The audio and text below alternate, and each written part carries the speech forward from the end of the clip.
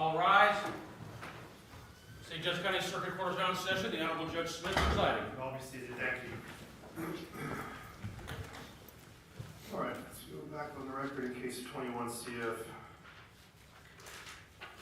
867, State of Florida versus Crystal Smith. I see Ms. Benton is still present, Mr. Contreras are present, and your client is now present with us. Mr. Contreras, does your client wish to remain for the remainder of this proceeding, or does she wish to have her presence waived? We're here, She's going to remain. Very good.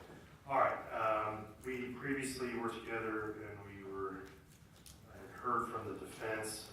We then tabled the matters so that the state could produce some testimony.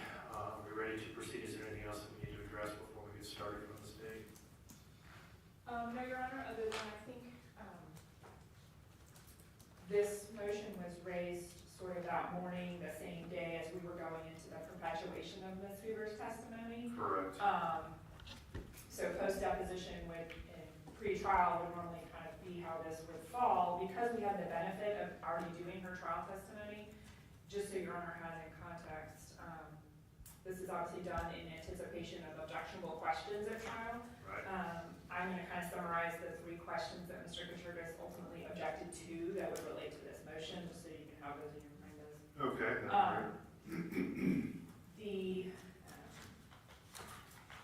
I'll give you one right before the objective question, just for context. When I'm going through general background information about DNA and its processing, I had asked a question, how does blood appear on fabric?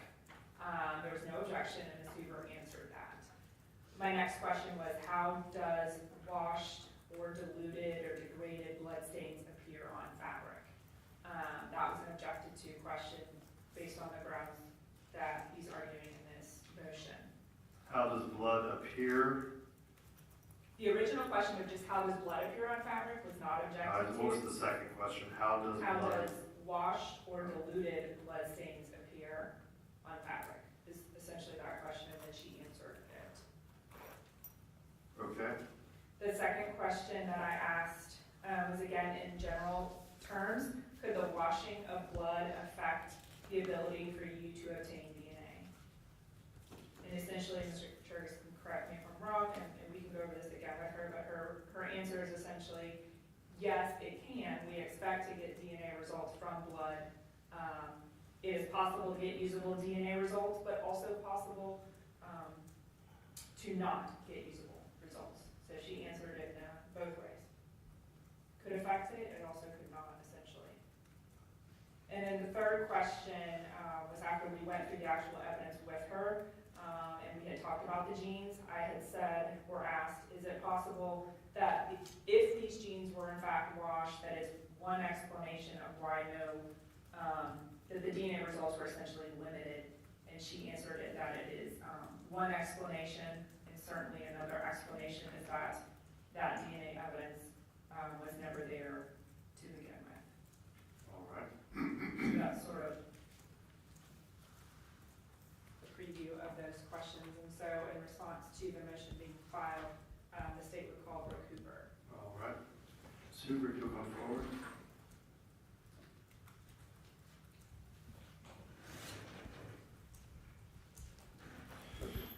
Pause right there, raise your right hand. Do you swear or affirm the testimony you're about to give will be the truth, the whole truth, and nothing but the truth, so help you God? Yes, I do. All right. We're up here and have a seat of the witness stand, please.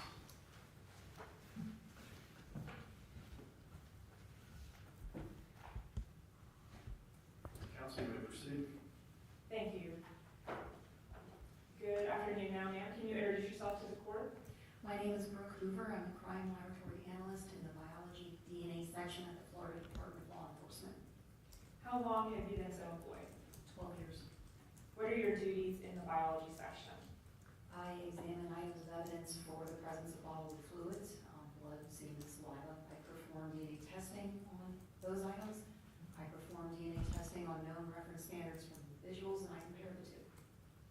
What is your, let's start with your education.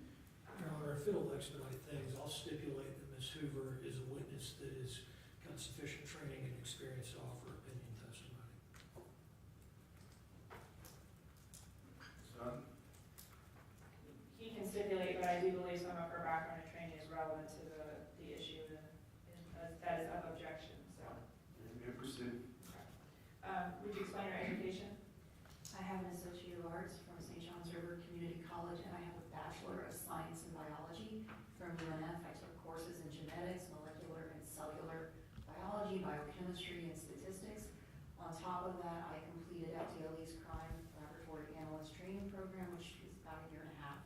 I have to have 8 hours of continuing education every year. I've stayed on top of that. That's about it. Okay. Can you approximate how many items of evidence you've analyzed for the presence of DNA? Thousands. And you've been in this role, you said, for 12 years? Yes. Do you undergo proficiency testing in your role? Yes. And how often? Twice a year. And have you passed your proficiency testing? Yes. Have you ever testified before as an expert witness in the field of forensic DNA analysis? Yes. Do you know how many times? This will be number 66 on the stand for me. And in what jurisdictions? In county courts throughout Northeast Florida. I've testified in U.S. District Court, and I've testified as an expert for the U.S. military and the Navy. Is your laboratory at FDLE, is it accredited? It is. We are accredited by the American National Standards Institute National Accreditation Board to their standards AR 3125. We're also accredited to the International Organization of Standardization, ISO 17025, as well as the FBI Quality Assurance Standards, which are commonly called the FBI QAS. So we're accredited to all three of those bodies.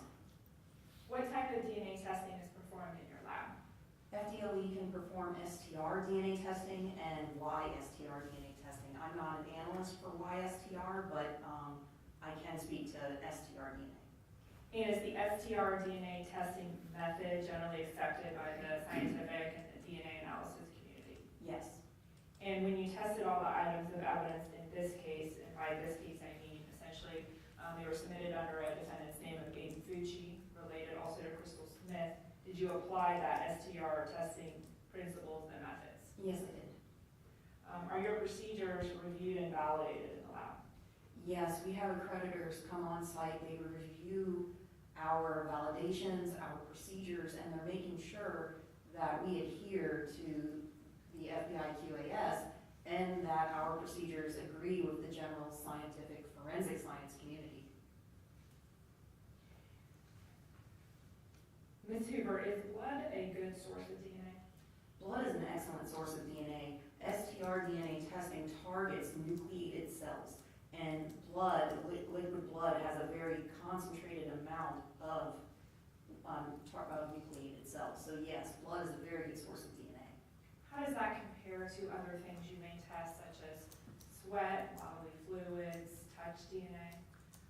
Other bodily fluids like semen and saliva, again, concentrated sources of DNA material.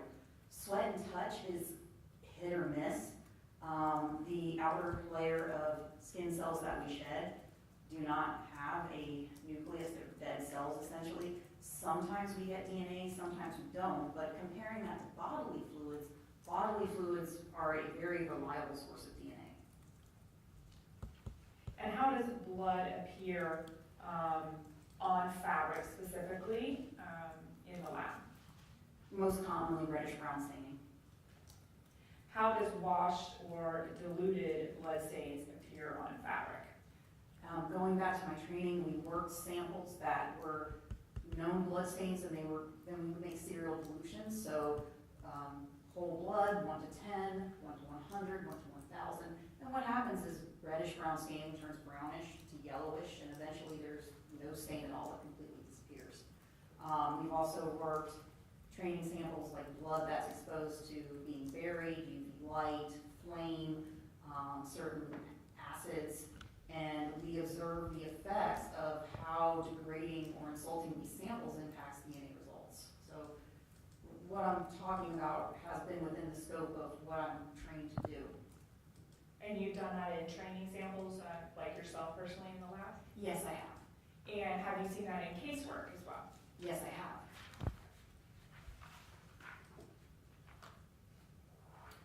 Now, in general, is it fair to say that washing clothes or our bodies is that concept is understood by the general public without a scientific explanation? Yes, I feel it is common sense. If you want to get rid of dirt or stains, you wash your hands, you wash your clothes. I don't think that is necessarily a forensic science specific conclusion. Right. However, based on your training and experience, and based on what you see, could the washing and what you know about blood, could the washing of blood or the dilution of blood affect the ability to obtain DNA results? Yes, it can. And why is that? What are you basing that on? Depends on how much it was insulted or degraded. There's a variety of conditions that can insult a blood stain, and we can still get usable DNA results. To what extent can vary. So I've worked a criminal case where jeans were put through a washer dryer. I don't know the water setting, the temperature, the detergent used, if they used bleach or not. I don't know any of those things. But I do know that in the other case I worked, the jeans were collected from the dryer. They were submitted to the laboratory. I obtained usable DNA results from a blood stain on the jeans and was able to include the victim. It was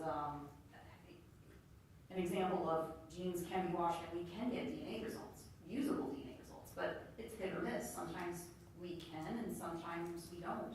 It varies. And does that vary depending on, I believe you said, what is actually done to that blood stain, and then what, is being removed? Obviously, it can't be seen by the naked eye, but scientifically, obviously, DNA is within those nuclei, I believe you said, of red blood cells, right? Correct. Water, temperature, chemical detergents, heat, these can all impact the DNA and to what extent can vary.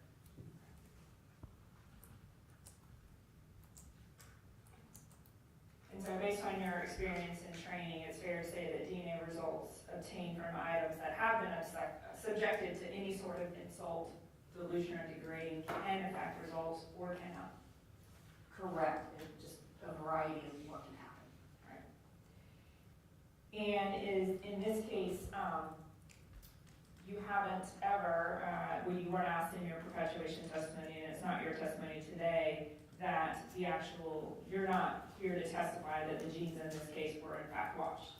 No, that was not a conclusion in my report or on my testimony. I don't have a test to perform to make that conclusion. So no, I've not stated that. Now, at the perpetuation the other day, you received a series of studies that were provided by the defense in anticipation of questioning today. Did you review those? I reviewed 2 studies. One was just an article summary that wasn't actually a peer-reviewed journal article. I didn't go down, I didn't study that, but I did review the 2 others. And what were they? They were both articles on how washing affects blood stains on clothing. And they were peer-reviewed and have been published? Yes. Okay. Did you, what did they say, and did you agree or disagree with the statements in those studies? I agree. Both of them were getting known blood and putting it on sterile fabric and subjecting the fabric to different washes at different temperatures, and then taking a sample and seeing what the results were. And they both showed that the higher the temperature, you get less and less. One of the studies, although it called it a partial DNA profile, FDLE would call it limited non-interpretable, and the study did get down to where you don't have DNA results at all. I don't disagree with any of the information presented in the studies. It showed the effect of washing on blood stains. Okay, and in those studies, it actually provided that back DNA data, I'm saying it wrong, I'm not sure, the electropharogram Yes. data that you Yes. understand and can interpret. Yes. And in those studies, did they get some DNA They did. throughout? And you just mentioned, if you were interpreting that data in those studies for purposes of casework under FDLE protocols, you would have to testify that some DNA was obtained, correct? Correct. Would that DNA what you called limited, non-interpretable? One of the electropherograms, it was a swatch of fabric with a blood stain that was washed in 90-degree temperature water. That specific result had an electropherogram with 3 called peaks. That does not meet our minimal definition for a partial profile. Our interpretation of that would be limited, non-interpretable. And again, this was an experiment where they knew the blood of the blood was from a known donor, and they knew that there was no background interference because it was a clean, sterile piece of fabric. That's not what we're working with in casework. Right. And so how you apply that in casework, or scratch that. So you don't disagree with the studies at all, correct? No, not at all. And in what you saw, some DNA data was obtained. Correct. But in your view, at least in that one example, would have been reported out as limited, uninterpretable. Yes, the results for the 2 samples washed with 90-degree water, one FDLE would report as limited, non-interpretable. The second one, because they did it in duplicates, the second one was no DNA results at all. So I agree with the study, like washing can remove DNA to different extents. Right. And in that case, at least in the studies, that's obviously a controlled environment. They deposit the blood there, they know it's there, and you would expect to get results. Is that fair? If it was not altered. Could you ask me that a different way? Essentially, in that study, that they're doing it in a sterile environment, like you said. It's a Controlled clean environment, yes. piece of fabric. They deposit blood. Correct. And would you expect to get DNA results in that scenario prior to any dilution or washing? Absolutely. And is that based on why? Why would you expect to get results? Because it's a known sample of whole blood, and the amount that they put on that fabric. Usually a blood stain that has not been altered, that is visible to the human eye, you would typically get DNA results from that, usable DNA results from that. Okay. And so ultimately in this case,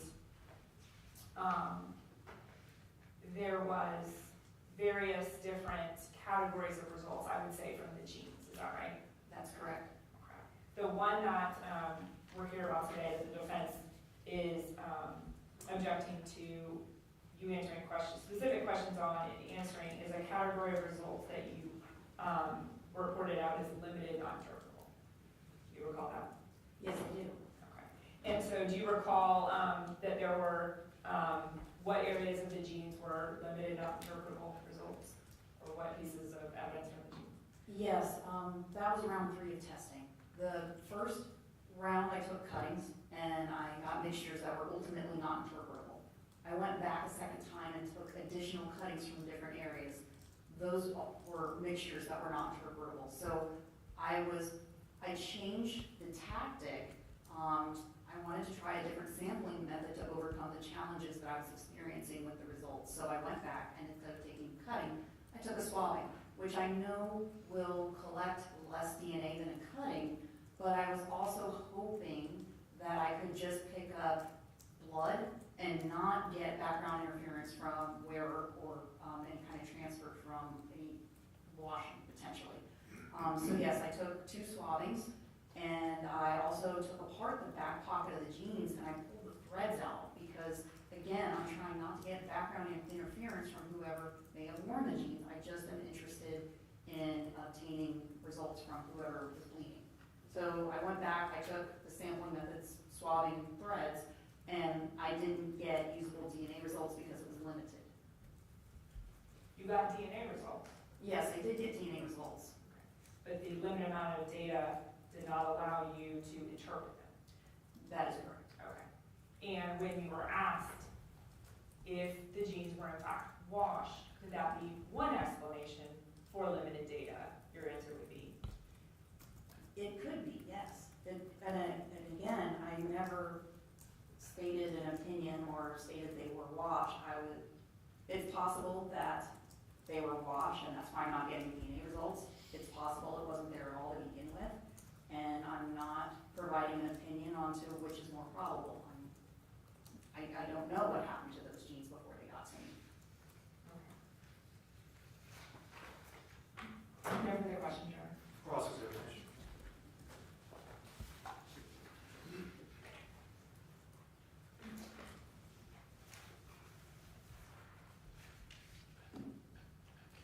afternoon, Ms. Hoover. Good afternoon.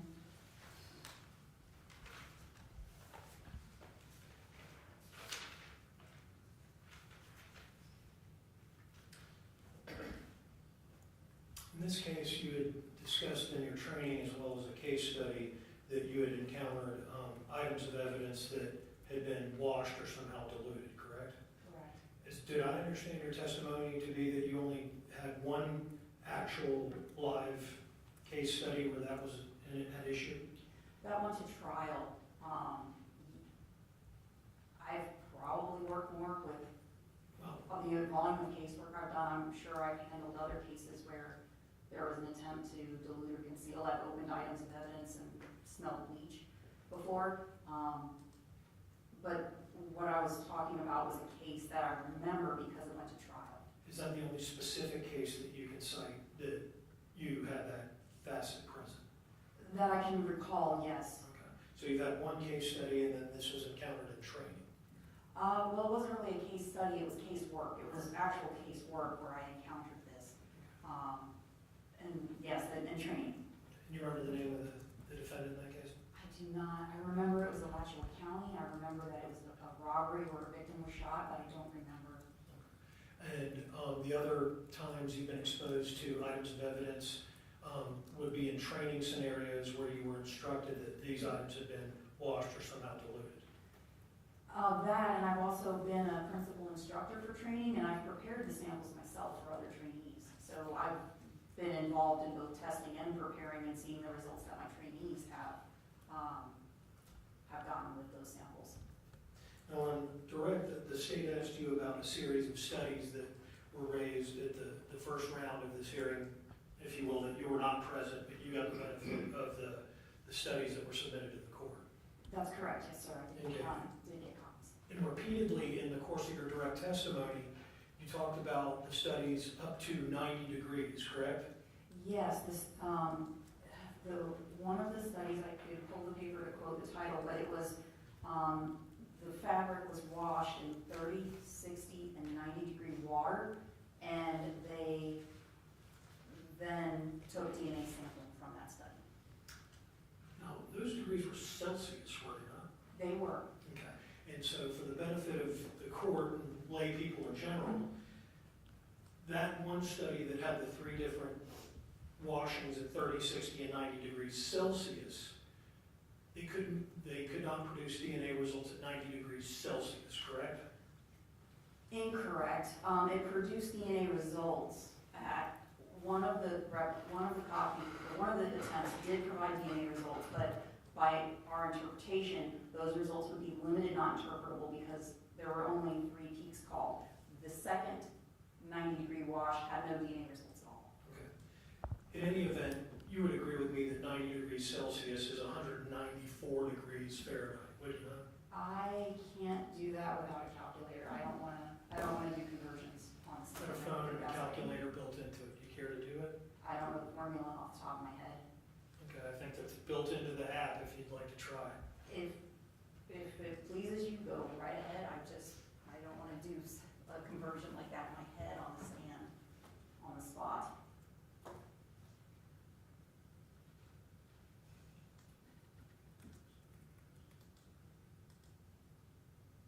Bear with me one moment.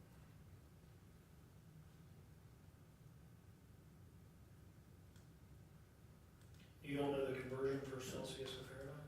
It's not, I don't have it memorized. I don't need it for what I do, but it is something I could look up.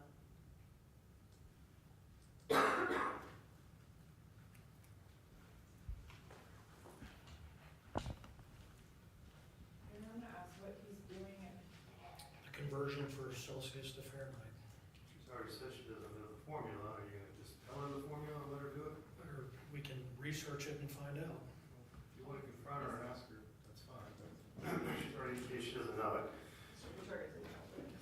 And I think another thing mentioned in the study was they didn't alter the washer or dryer setting. So I would assume to explain to a layperson, this is cold water, warm water, hot water. Okay. But in this case, you were advised prior to your performing laboratory work that these jeans were allegedly washed under a sink. I I did have information that the clothing had been washed, yes. in a sink? I don't know, I don't think I knew that.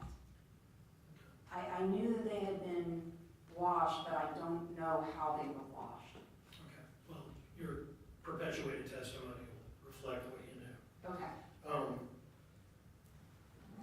You would agree with me that water flowing from the sink in a residential home doesn't come out at 194 degrees Fahrenheit, does it? It's above boiling. I don't know what they have their water heater set at, but I don't think it would come out that hot. Actually, boiling's 212 degrees Fahrenheit, is it not? Slightly under, but it's still not coming out at near boiling, is it? I'd have to look at those numbers. But again, that's not something we look at in forensic, that's not conversions we do relevant to forensic science. Like, we're not making those conversions for our casework. Okay. Well, if you were testifying in front of a lay jury, you'd be using Fahrenheit, would you not? In America, anyway? I didn't make any kind of conclusions of temperature in any of my reports. Turning to the DNA testing you did perform, in your testimony in your report, there were, let's call it 3 buckets of DNA, correct? 3 buckets? Yes, there was one that was mixture not interpretable due to not being intuitive, correct? Okay, we're talking about the results. So yes, mixture, UDM, undetermined number of mixtures. We had complex not interpretable mixtures. We had mixtures that were limited not interpretable, and we had limited DNA results. Well, that was 4. I thought there were 3. There were 4 different categories, or 4 different reasons I couldn't interpret the data. Let's break those down. The first category of various fabric samples that were cut from the DNA, you were able to get DNA results. Yes, I got DNA results from all of the samples I took. Okay. And in that first category, there was a mixture, correct? Correct. However, when you were looking at the data, the electropherogram, that data was not intuitive to you, correct? The electropherogram is just the data. That's just the data. What was not intuitive was our probabilistic genotyping software's interpretation of that raw data compared to what I know, because I know I was dealing with relatives in this.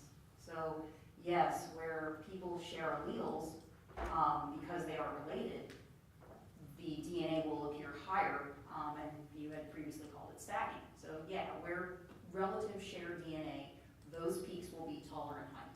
And where the relatives had one allele in common and one allele different, the peak that they shared would be very, very tall. The peaks that they didn't share would be shorter. And what the software was doing was it thought that there was a very, very high contributor, and then it thought the other contributors were very, very low. That's not actually what was going on. There were 2 contributors with nearly equal contribution, and then the other contributors were off in the weeds. So we don't just use software as a black box. We put in data and it spits it out and we're like, we accept it. We have to review what data or what the probabilistic genotyping software tells us, compare it to the electropherogram, and make sure that this makes sense.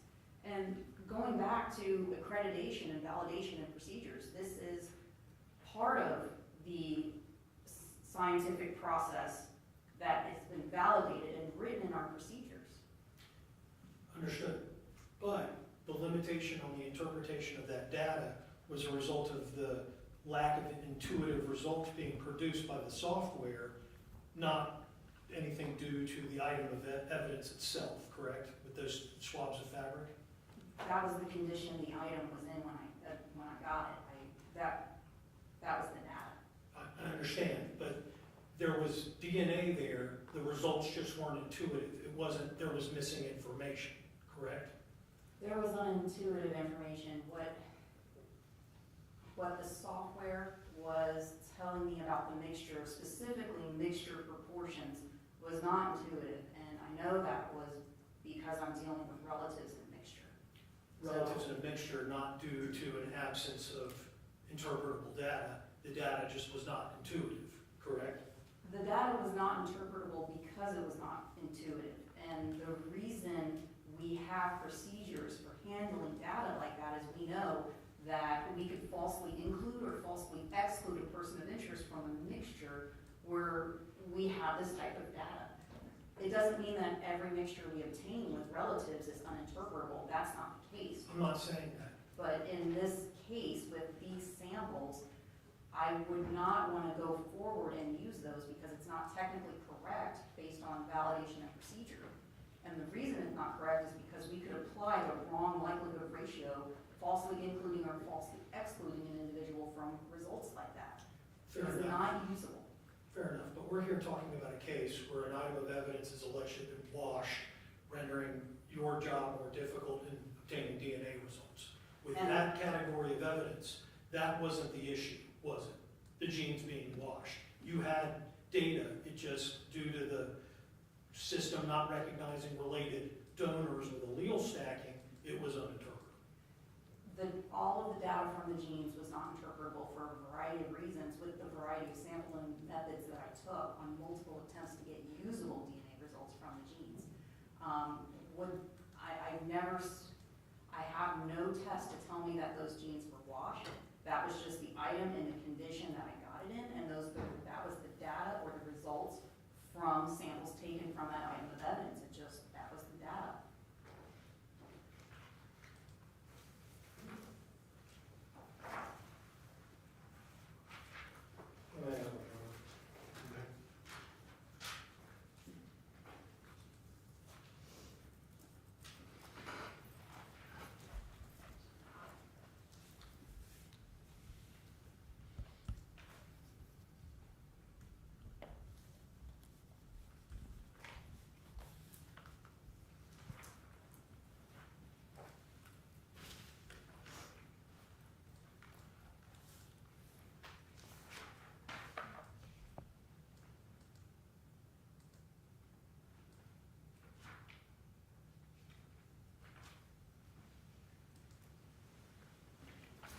Do you recall having your deposition taken on April 25th, about 2 weeks ago?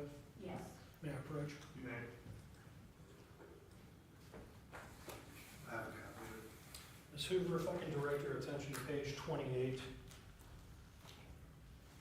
line 9. And if you need to read the portion of the deposition before that, feel free. But this is a portion of that deposition where we're talking about my parlance, the first bucket of DNA results. You with me? Yes, sir. Okay. And I asked you the question. I haven't heard the question yet. What is the objection? The method of impeachment, he needs to allow her to read and tell her, direct her to the section she needs to read before he asks her any questions about it. You may proceed. Now, and if you need to back up to put this in context, that's fair, but I'll represent to you that everything before line 9 on page 28 relates to this first category of DNA testing that we've been discussing. And then I asked, question, and that was based upon the results the software was producing. Answer, correct. Again, objection, improper impeachment. What's improper, counsel? He's asked her to review the question and answer, and then ask her if she recalls giving it. Is he refreshing He's her just reading recollection? it, I don't know, Is he refreshing her recollection, or is he impeaching? I'm not sure, he's just reading things in the record. Mr. Chair, I'm impeaching her. If we get to the next question, you'll see why. you may proceed. Next question. Put another way, it's not because of anything that happened to the sample itself, it was the limitations of the software. Answer, correct. Yes, and we did talk about this in testimony. Since April 25th, since we had the deposition, I did undergo continuing education with the developers of the StarMix software. I had a 2-day course with them in which the developers of the software, who were based in Australia and New Zealand, were live with a small group of analysts, and we were able to go over the ins and outs of the software. We were able to go over courtroom testimony and things that the software was capable of. And I said based on that, and this was in testimony, I said based on that, although I said in the deposition it was a limitation of the software, I said when I testified I would like to say that it is not a limitation of the software, but how FDLE uses the software. But not the condition of the item itself, correct. The That's what item in when I got it. I'm not saying that, I never concluded or said that because it was washed, I didn't get results. I've never concluded that, I'm not saying that. And I feel like you're trying to get me to say that it wasn't washed and that's why I got results, I'm not quite sure. No, what I'm trying to get you to say is what you previously testified to, that the results that you were getting with this first batch of DNA results were due to, however you want to characterize it, limitations of software, FDLE protocols for interpreting software, what have you, not due to the condition of the item. Correct? UDM is, that was the condition of the item, that was the ratio of DNA types that were in that fabric when I got the item. That was the condition of the item. Like the ratios of the donors, that's just how it was. I understand, you get whatever you receive. I get whatever I receive. But when the results are produced, you're looking at it, it had DNA, it had sufficient quantities of DNA to interpret, they just weren't intuitive. Some of them. So I did get UDM, or undetermined number of mixtures, which I went back and I got more samples. Like, this isn't something I want to interpret, I'm going to try again. So yeah, I did get some samples that were UDM, and I'm like, you know what, I'm not going to interpret this. I'm going to do additional work, I'm going to go back and take more samples. And I did. And I didn't get usable DNA results from that round of samples. So I went back and got samples in a different method. I went back again. So UDM, that wasn't the end all of the testing. I went back and tried again, I went back and tried again. I put a tremendous amount of effort in this, and we did stop attempting to get DNA results from this item. We'll get there in a moment. The other bucket, as I call it, was a sample that was returned as a mixture. Are you following me? Yes, sir. However, the data that was produced suggested it was more than 4 contributors, correct? It was 4 or more. And again, sharing with relatives, I couldn't say for sure that this was a mixture of 4 and only 4 people. There could have been 4, there could have been 5, but I'm dealing with relatives. I was not comfortable making a determination in how many people were in this mixture, but there were at least 4. So yeah, I call that mixture complex not interpretable because there were 4 or more donors. Once again, that was due to the limitations of the software, the system, FDLE protocols to allow you to interpret that. No, with UDM, I actually did use the software as a tool for helping me determine number of donors. I used the software and I tried those samples as 3-person mixtures and 4-person mixtures. I reviewed the output to try to help me determine if this was interpretable data. So yes, I used the software, wasn't giving me interpretable results. This sample, I did not use the software because I didn't need to. I couldn't determine how many people were truly there. It never even got to the point of using software. It was, in layman's terms, a hot mess. I just couldn't use it. Put another way, there was too much DNA or too many contributors to allow you to interpret it. Too many contributors and possible sharing due to relatedness among the contributors. And then the last bucket, as I refer to it, is the limited results not interpretable. The swab, and that was on the front left hand, correct? Yeah, one of the swabs was from the front, one of the swabs was from the back. From the right rear back pocket Right area. rear back pocket, that's where I could see the most staining left. And then there were threads that were also pulled from that area. Yes, And then there was a right hip pocket piece of fabric that was tested in this bucket, correct? Would you like to see the report? I don't remember, I swabbed the fabric, I didn't take cutting. Okay. I sampled fabric, yes, by swabbing it. And you took one swab from the front left leg, That sounds right, yes. one swab from the right rear, Right Buttocks. rear buttock area, yes, and then the threads, as you recall. yes. And those results, unlike the first 2, didn't generate enough data to interpret. Correct. I was getting too much information, and I changed my sampling method to try to overcome the challenges that I was facing. So yes, a swab doesn't pick up as much DNA. I'm swabbing, hoping to absorb whatever skin cells are on top of that substrate. When you cut a substrate, you're taking that entire matrix of that fabric with whatever cells are in it. So yes, I took a swab in hopes of getting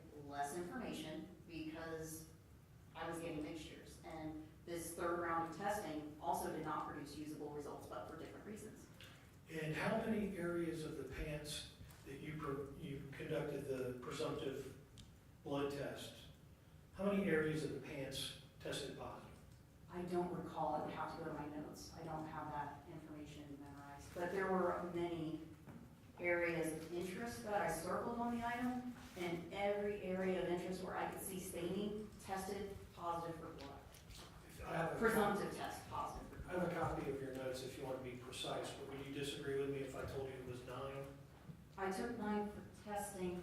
May I pull up the Absolutely. number for my notes?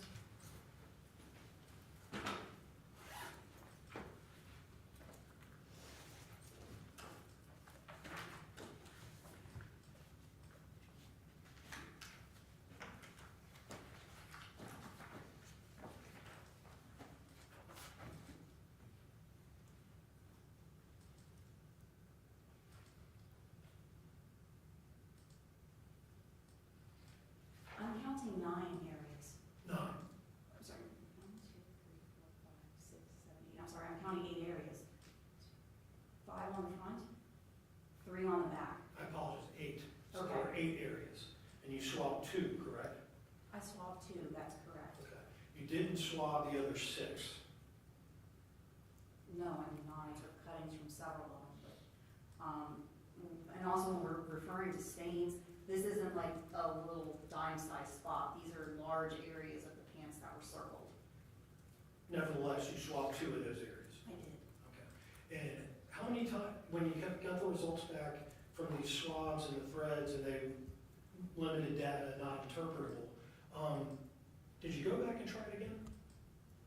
No, at that point I did not. Okay. And what's your training scientific method if you try something once and don't get a result? Are you instructed to try it again? I'm not instructed to, but on the first round of testing, and I didn't conclude this in my report, I'm not testifying it because I couldn't make the conclusion, but my training, I could see the person of interest in those mixtures. And my training, my experience, I thought it was worth it to go back and try again. Well, isn't it true that you didn't further test because you got positive results for Tristan Bailey's DNA on a pair of shoes and a sweatshirt? Probative results, yes, that's true. Yes, that is correct. And so under the FDLE guidelines, when you get those positive results from other item of evidence, you terminate the testing, do you not? Not unless there is a reason and communication over my head about what to test. But no, we don't exhaustively work every item of evidence. You could perform thousands of DNA tests on a big pair of jeans like that. At a certain point, we have to realize we're good stewards of Florida taxpayers and resources. We can't just exhaustively work an item of evidence, especially when we have Tristan Bailey's blood on the shoes, blood on the shirt, it was a mixture, Tristan Bailey was included, blood on the shirt, that was single source and it matched Aiden Fucci.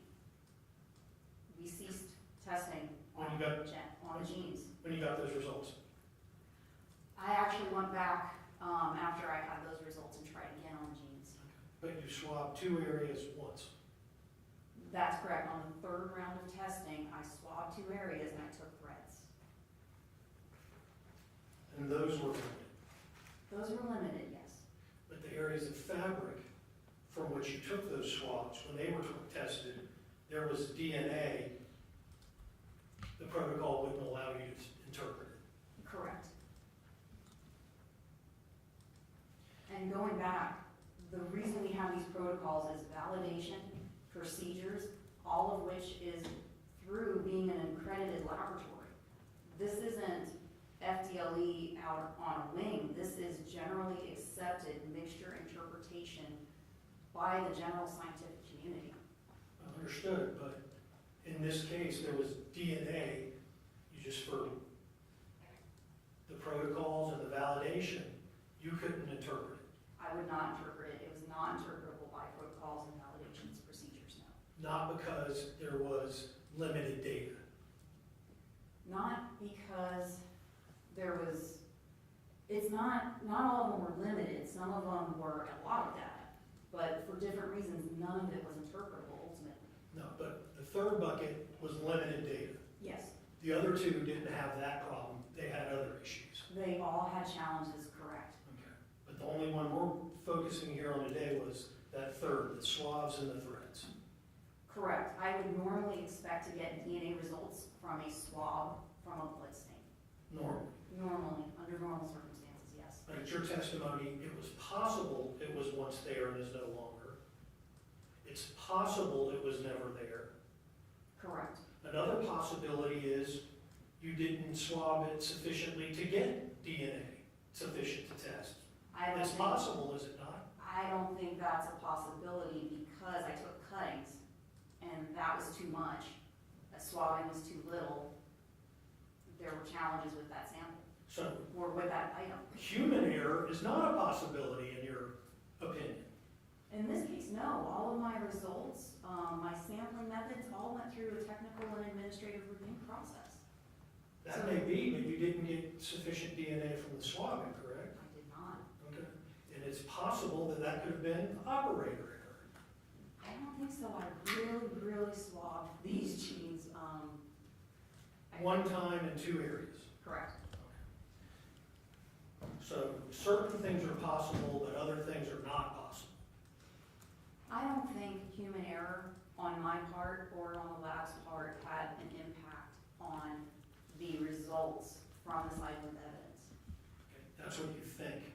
That's my opinion, yes. Okay. Do you have an opinion whether the uninterpretable data resulted from the condition of the item of evidence as to the two swabs and the threads?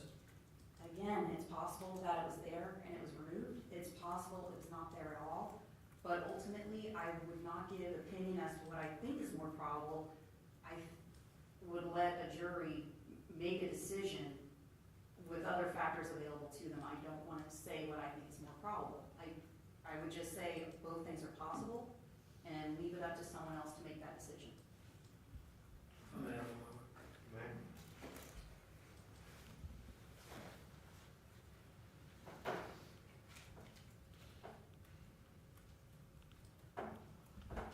Nothing further. Redirect? Just briefly, Judge. It just got a little confusing towards the end. I just want to make sure the court understands, in your first round of testing on the genes, that was when you took cuttings, correct? Correct. And you took 6 of them, correct? In total, correct. From different areas on the genes. Yes. Then the second, what was the second round of testing? First round of testing was 3 cuttings. Second round of testing was 3 cuttings from different areas. Third round of testing was 2 swabs and the threads from the pocket.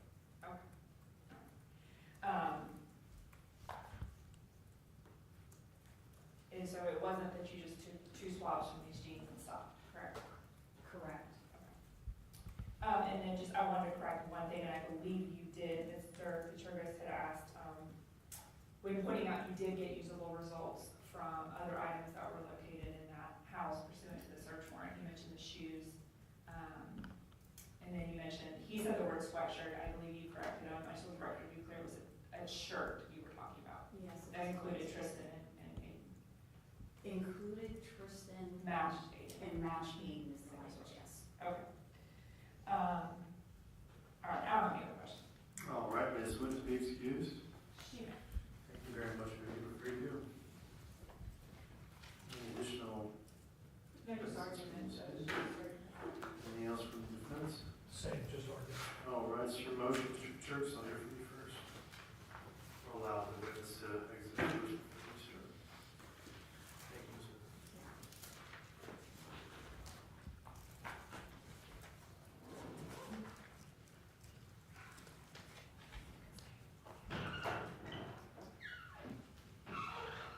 All right.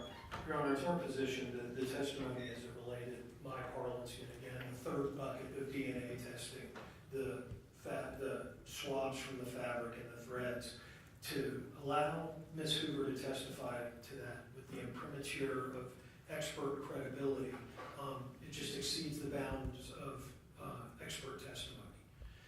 In the case, there's fabric, 3 different types of DNA results based upon the testing of the fabrics in the first 2 buckets, and then the swabs in the thread in the third.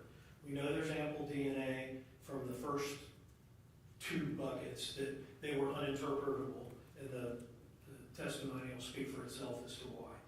With this third, there is limited results uninterpretable.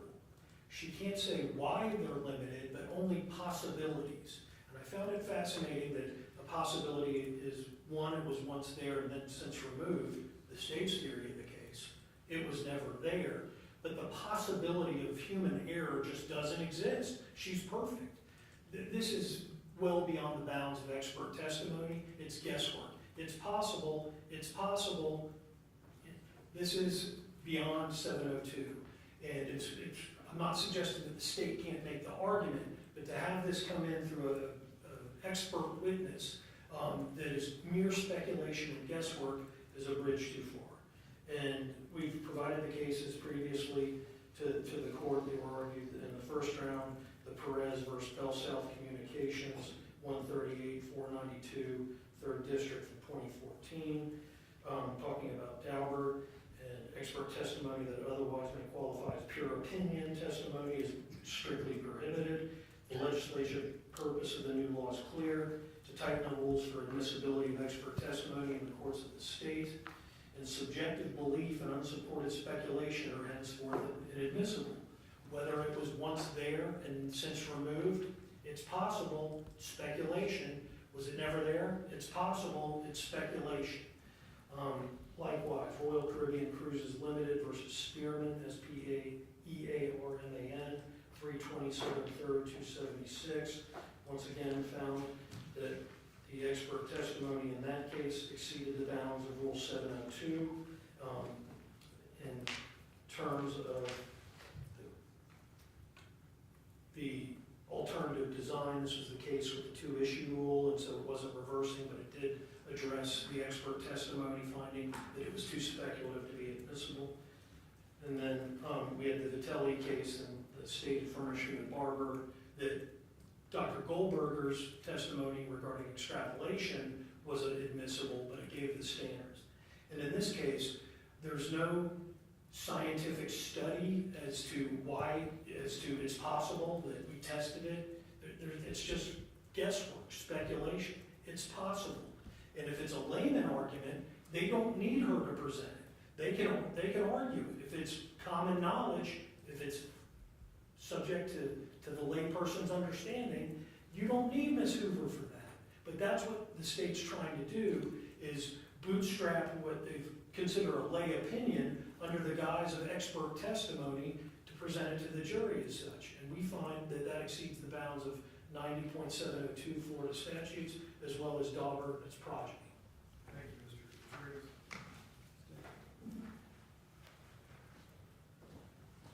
Your Honor, I know this motion was filed before, again, like I said, kind of before counsel heard her trial testimony, but we now have the benefit of that, and I'm sure counsel may not have known how far and how deep the state was going into these matters. So in the light of the 3 questions that were actually objected to in the motion today, this isn't a I don't feel Daubert is the proper objection and analysis for the court to do, now having seen the arguments and knowing now the questions the state asked. The witness is clearly speaking within her scope of expertise and discipline in answering these 3 questions. And I want to remind the court again, one, of the first question that the state ultimately asked her was, how do washed or diluted blood stains appear on fabric? That is information and knowledge within her expertise.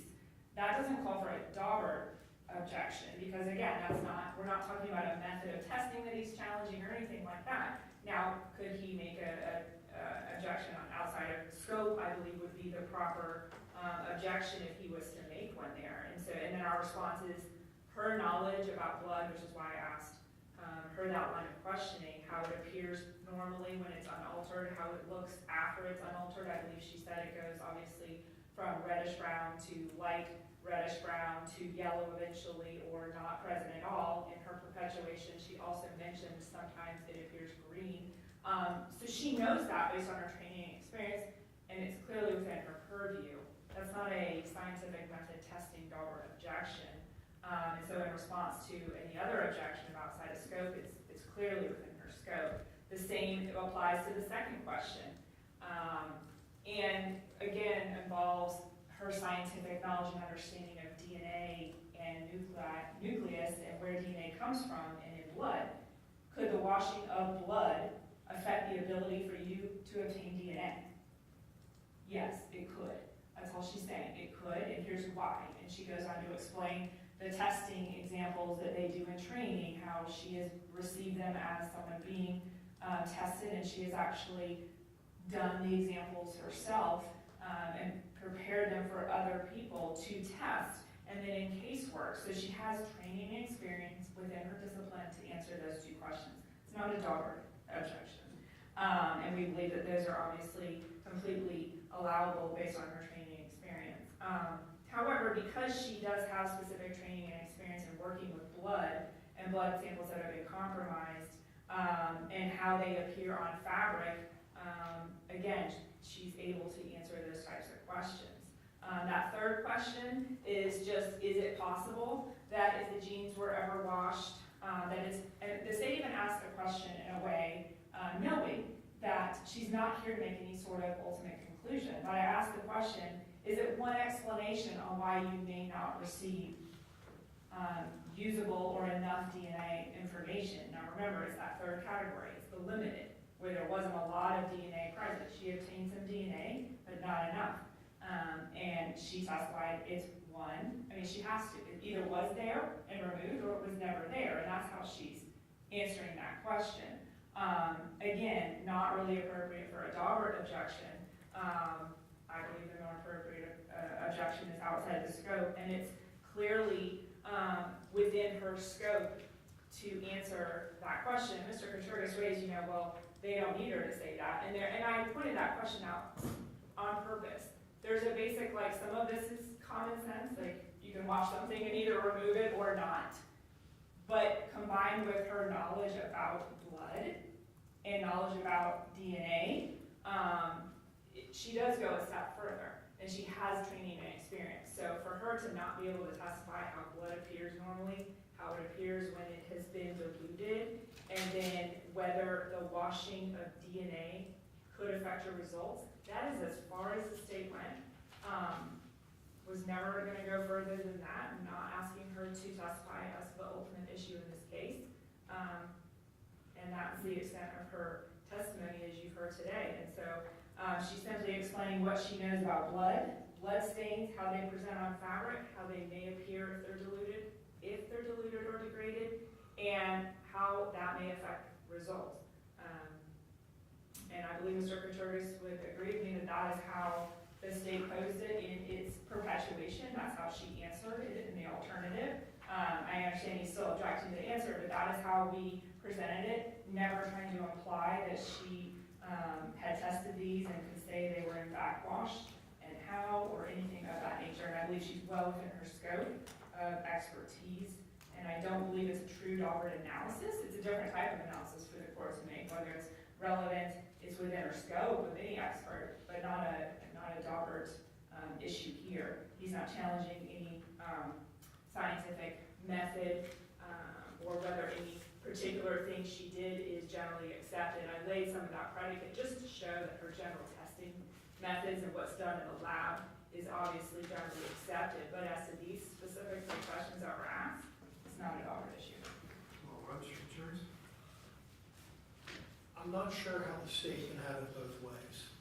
That she's qualified to provide this testimony based upon her training and experience, but this isn't a Daubert issue.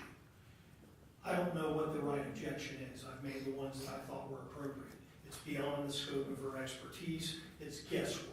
It's possible that the state wants to buttress that with all of her training and experience that she can render this opinion. That's a Daubert objection. If they're using her qualifications, her background, her training, her experience to be able to render that opinion that it's possible, that's a Daubert objection. And it's not based upon any empirical studies. The only empirical studies we know of, you can extract DNA up to 194 degrees Fahrenheit. So it's improper expert testimony. They're using her qualifications to put before the jury mere speculation. it's possible. It's curious that the only thing that isn't possible for this witness is human error.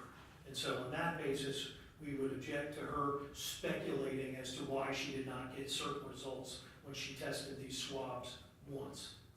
Mr. Sherry, let me just ask you, I mean, you've been dealing with DNA evidence, fingerprint evidence for decades. How is this any different than any other FDLE analyst or any other expert that comes in and testifies to, let's say, negative DNA results? We've seen, you know, that you've been in trials where the state will call an expert to put on the fact that they tested the evidence, did not obtain DNA evidence, or did not obtain fingerprint evidence, whatever it is, for the sole purpose of showing that they at least did their due diligence, that they attempted to, and then that witness almost always testifies to the reasons why that evidence was not obtainable, or the reasons that may lead to DNA not being recoverable from certain items, or things that have happened, degrading of evidence, or fingerprints, and their explanation by fingerprint experts constantly about why fingerprints are sometimes left on some surfaces but not others. Why is this any different? I think the defendant's position is, it's fair game to say, we tested this evidence, we tried to get it, it was uninterpretable. But when she starts guessing as to why she didn't get, or why she got limited as DNA results, that's beyond the bounds of any expert testimony. It's possible, it's possible. It's not relevant to the case unless you have a specific opinion that I didn't get this because, and I can show you through validated scientific studies that that's what happened. That's permissible expert testimony, but it's possible is not Daubert. And I can't comment as to what other defense counsel does when an expert gets up and starts speculating. I know what I would do, exactly what I'm doing here. I'd object to it. It's not based upon any scientific data or studies. It's possible. And so under those circumstances, well, anything's possible. And that's just beyond the scope of what they're permitted to testify to. It has to be based upon scientific data that's relied upon by others in the community, that's well accepted, and is based upon data that's reliable. That's the court's function as a gatekeeper. And when you're providing testimony that it's possible, well, anything's possible. It then veers into the irrelevant because you're not providing any direct testimony about why this result obtained. She can testify that we had limited data, uninterpretable. The state can get up and argue, let me tell you why, but to have the expert opine as to that is improper. All right, thank you, Mr. Speaker. All right, having considered the evidence presented and the arguments of counsel, the court is going to deny the defendant's first motion in limine as to the questions that were presented that were asked during the course of the testimony that was perpetuated, I guess it was earlier last week.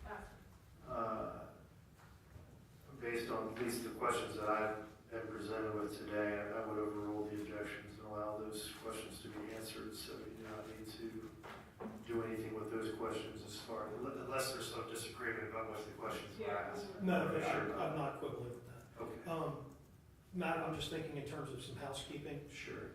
We didn't have the benefit of Your Honor presiding over the perpetuated testimony. Yeah. Ms. Dunton and I did our best to simulate going live. So there's going to be, when the video is being played, question, objection, but we don't have the benefit of the ruling from the court. I don't know if Ms. Dunton is of the same mind. We may want to pause that briefly, overrule, what have you. I'm alerting to the court that it's going to seem weird if we just play this without some court interjection into the video. How do you want to do That's fine, we can do it that way. it? So we'll pause it when the objection comes up. I'll just Court rules. I'll overrule it and then. Okay. Okay.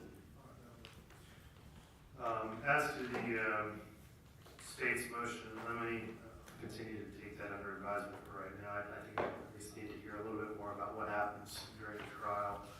I'm not going to stop you from getting into these things, but just don't make any arguments about, what in opening statements. Obviously, if you're going to talk about DNA evidence and things of that nature, I'm certainly not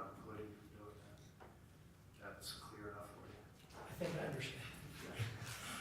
All right, I believe that's all we've got for today. Is there anything else that we can address from either side? Or I've got afternoon calendar. Not from the state. Anything else for the defense? All right, so you'll have jury instructions to me and the statement of facts by Friday, close of business. Monday morning at 8:30, we'll be present to be addressing the matters we need to, and then plan on selecting our jury on Monday morning. Okay? Yes. We are adjourned. Thank you.